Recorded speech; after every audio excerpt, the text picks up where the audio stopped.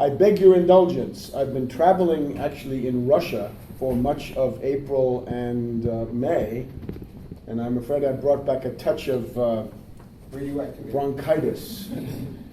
Radioactivity is a problem, and I am actually looking for competent experts of stable mentality who would be able to provide expertise on depleted uranium, obyedyony uran, which is, I think, being used by NATO against the Donetsk People's Republic. They're certainly under attack with cluster bombs, with phosphorus, and I believe with depleted uranium weapons. And I thought that the level of awareness of this could well be enhanced, and that we would try to contribute to that.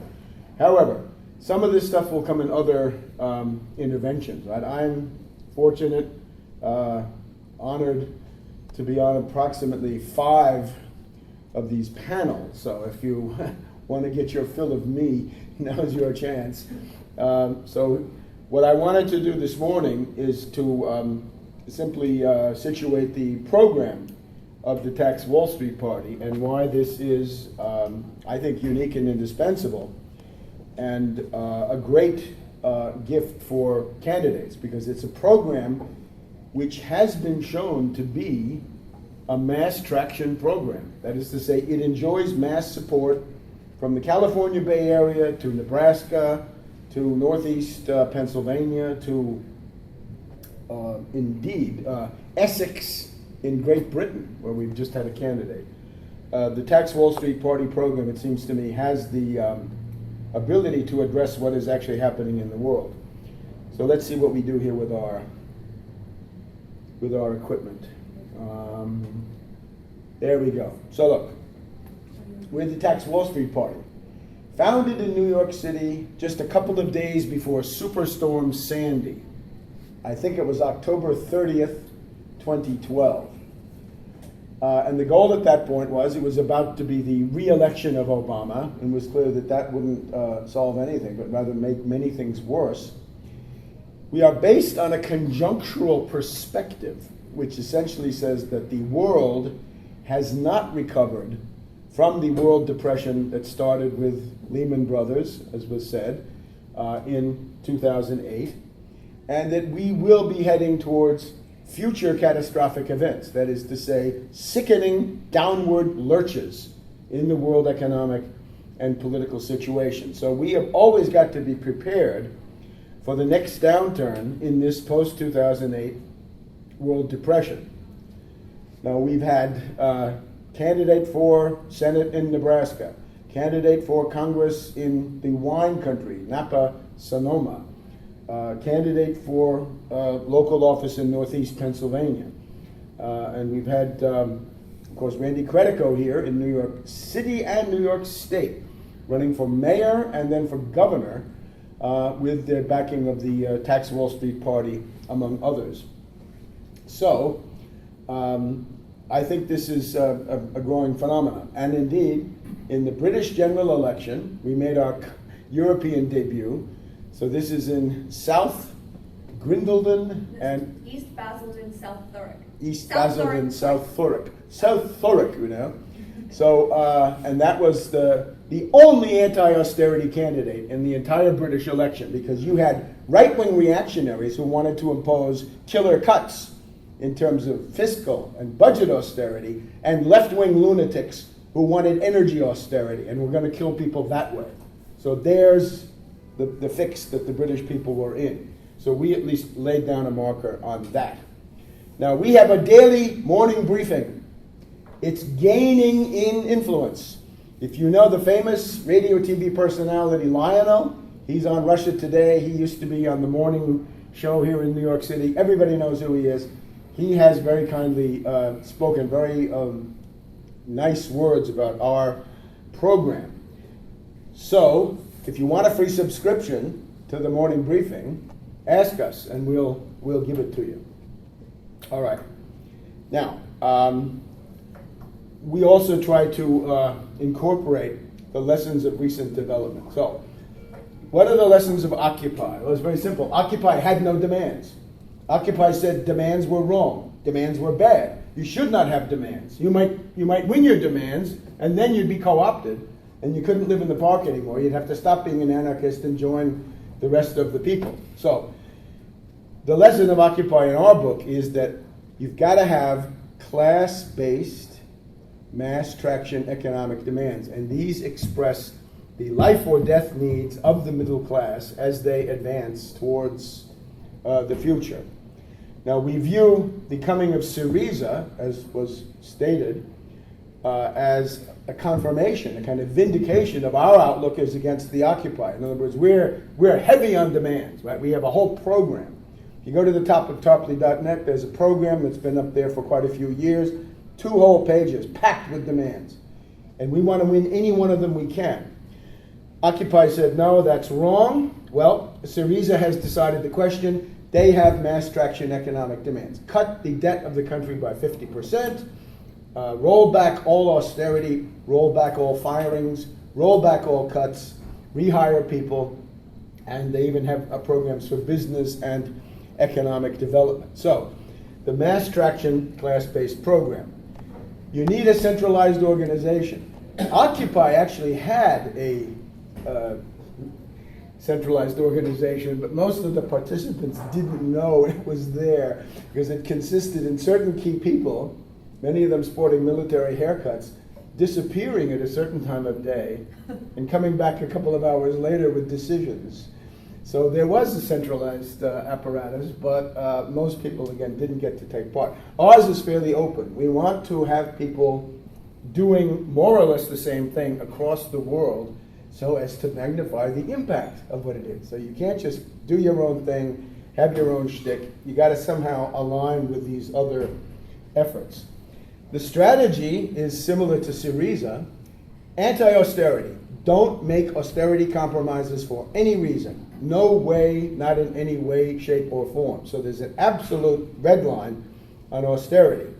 And we want to develop leadership. In other words, we're delighted to see young people coming forward and being part of this process of development. A number of them have already run for political office, and many more will in 2015 and then especially in 2016. We've already got a situation where our candidate in the San Francisco Bay Area got the highest percentage of votes, well, the second highest percentage of votes of any independent candidate in the United States. The guy who got the highest was this character in Kansas who had all kinds of money because it looked like he could defeat the Republicans. So a lot of money was poured into that. We didn't have any of that.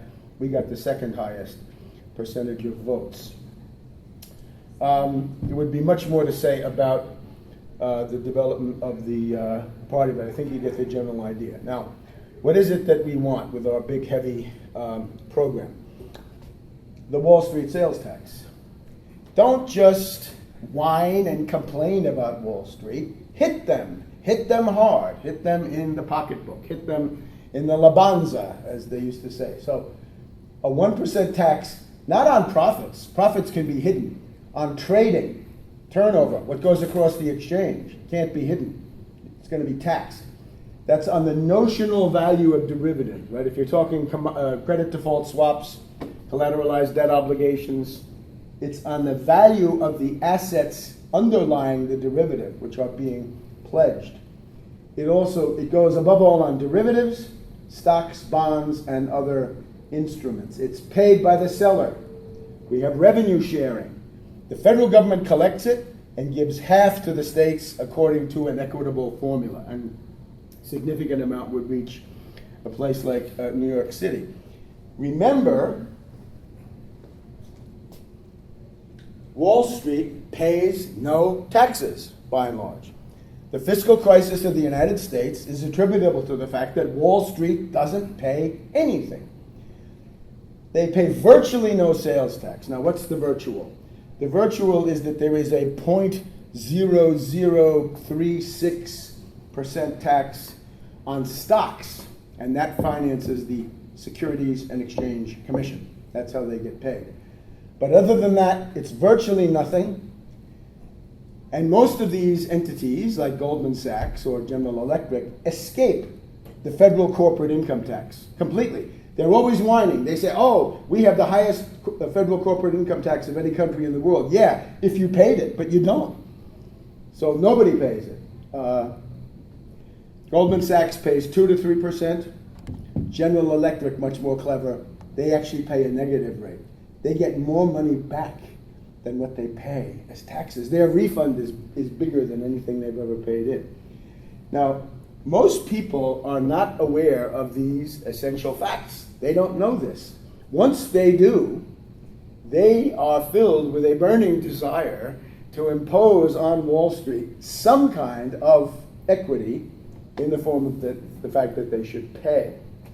So, this essentially solves the budget problem. Most people don't understand how General Electric is tied to Wall Street. Why would we say General Electric is a bank? It was 20 years ago they were defined. If you read my Cataclysm book on sale outside at reduced prices, you can see some of them are a little bit nicked. Right? There's some of them that have suffered in transit. They're a little bit bent out of shape. Right? Patina. Many people have accused me of being a warped writer and analyst, and I'm afraid I have some books out there for $5 each that are actually somewhat warped. But please don't hesitate; it's still all there. The way they do that is that, as I say in that book, it's a hedge fund in drag. And indeed, right now, the head of it, Immelt, claims that he's selling off the hedge fund part. I don't know how he's going to do that, because the hedge fund part is the main part. It's not an industrial corporation anymore and has not been. So that's how they get back more. Plus, Immelt is a notorious political crony of Obama, Immelt being the president of General Electric. Okay, now we have the nationalization, or, as some insist, the deprivatization, a little bit more oblique, but still the idea is there, of the Federal Reserve System. So, why borrow from China? Why insist on taxing people who can't be taxed really any more than they are, when you have the Federal Reserve, the biggest river of money in the universe, the institution that opened up a credit line of 27 trillion US dollars for the zombie banks, and not just for US zombie banks, but for foreign zombie banks, for Barclays, for Royal Bank of Scotland, for Societe Generale, and so on down the line. So, why look for money when the US government has created this huge river of money? So what we're calling for, and this can be done without Congress. You don't need Congress for this. This can be done with a phone call. Since the Federal Reserve operates outside the law, for all intents and purposes, you can force them to do things that the Congress would never approve. You don't have to wait for Congress. A real president would be on the phone with Yellen of Brooklyn, and say, Yellen, guess what? You're opening a $5 trillion infrastructure window on Monday morning. And we're going to have all the governors send you bond issues that they want you to buy. And you're going to buy them. And you're going to give them 0% coupon rate, 100-year maturity. Right? And you're going to put that into infrastructure, tangible, physical production, commodities, manufacturing, reindustrialization, not financial services. We have quite enough of that, thank you, but actual production. These will be 0% interest rate, 0% coupon, century bonds, 100-year maturities. In addition to the $5 trillion, the $5 trillion goes to rebuild the entire infrastructure, rail, highway, water, energy, schools, libraries, hospitals, everything that's needed. The U.S. is a post-industrial junk heap. Here's how you change that. We would also like about $1.5 trillion for the students who are being crushed by high-interest student loans. The least we can do, and this, again, it can be done with a phone call. You don't need the Congress to do this. During the crisis, the Federal Reserve said to the zombie banks of the world, we have $27 trillion for you. There was no law, no discussion, no Congress, no president, no nothing. They did it. They can do it this way too. $1.5 trillion to refinance all student loans down to 0% 100-year maturity.